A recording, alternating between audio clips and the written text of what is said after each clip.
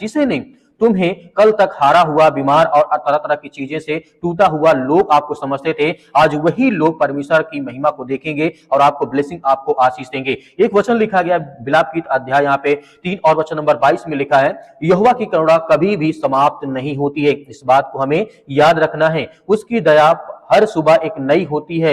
आज नई दया, आज नई शक्ति, आज नई शुरुआत हमारे जीवन में, हमारे बच्चे, हमारे घर, हमारी बीमारियां, हमारी समस्याओं, हर तरीके को देख करके परमेश्वर हमारी किस्मत, हमारे जीवन को बदलने वाला है। किस्मत अपने आप पर कभी नहीं बनती, इस बात को याद रखना। परमेश्वर का वचन क्या कहता है, इस पूरी प्रार्थना, पूरे वचन को आप सुनेंगे तो परमेश्वर आपके जीवन की हालात को बदल देंगे। जैसे कि यहाँ पे परमेश्वर वचन क्या कहता है, यहोवा की करुणा कभी भी समाप्त नहीं होती, उसकी दया हर सुबह एक नई एनर्जी, एक नई ताकत देती है, एक नई रोशनी देती है, एक नई उम्मीद देती है, एक नई शक्ति, एक नई शुरुआत कराती है। वैसे हमारे जीवन को परमेश्वर आज बदलने वाला है। इस तरीके से किस्मत, परमेश्वर वचन कहता है किस्मत नहीं, परमेश्वर का हाथ आपके जीवन में रहता है। और लोग कहते हैं मेरी किस्मत खराब है, नहीं, लेकिन बाइबल कहती है तुम्हारा जीवन किस्मत से नहीं जुड़ा हुआ है, परमेश्वर के हाथ से चलता है। जब परमेश्वर आपको आशीष देता है, जब परमेश्वर आपको श्वासें देता है, जब आप चल पाते हैं, जब परमेश्वर आपको ताकत देता है, तो आप अच्छी तरीके से हर काम को देख पाते हैं, कर पाते हैं। वैसे ही परमेश्वर का वचन कहता है तुम्हारी किस्मत खराब नहीं।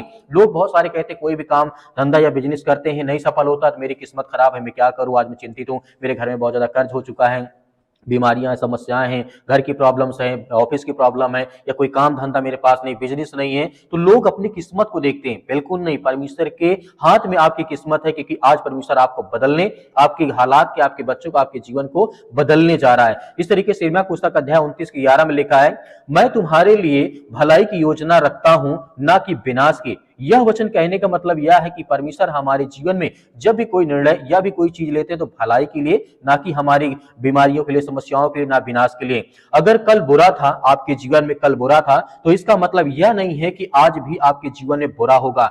यीशु आज कहानी आपके जीवन में बदलने के लिए आए हैं, आपके विचार को, आपके मन को, आपकी किस्मत को, आपके हर तरीके से परमेश्वर आपको स्ट्रांग बनाने के लिए, मजबूत बनाने के लिए परमेश्वर ने आपको चुना है। यीशु किस्मत पलटने वाला परमेश्वर है। बाइबल में एक औरत थी जो 12 साल से बीमार थी, डॉक्टरों पर सारा पैसा उसने खर्च कर दिया, हो गया, लेकिन कुछ उसके जीवन में नहीं बदला। क्योंकि यहाँ पे पलटने वाली बात मैं क्यों कह रहा हूं, क्योंकि आप जानते हैं 12 वर्ष से एक महिला थी जिसके लहू बहने का रोग था, लेकिन वो सारा जीविका, सारा जीवन में जो भी जितना पैसा था सब कुछ डॉक्टरों को, वैद्यों को सब कुछ दे दिया, लेकिन उसकी किस्मत में या उसके शरीर में कोई परिवर्तन नहीं आया, उसका कुछ नहीं बदला। लेकिन ये बात हमें याद रखना है कि जब वो प्रभु यीशु मसीह को छूती है, उसके बाद उसके जीवन, यानी उसकी किस्मत बदल जाती है। फिर उसने यीशु मसीह को छुआ, मरकुस अध्याय 5 के 29 में लिखा है, तुरंत उसका रोग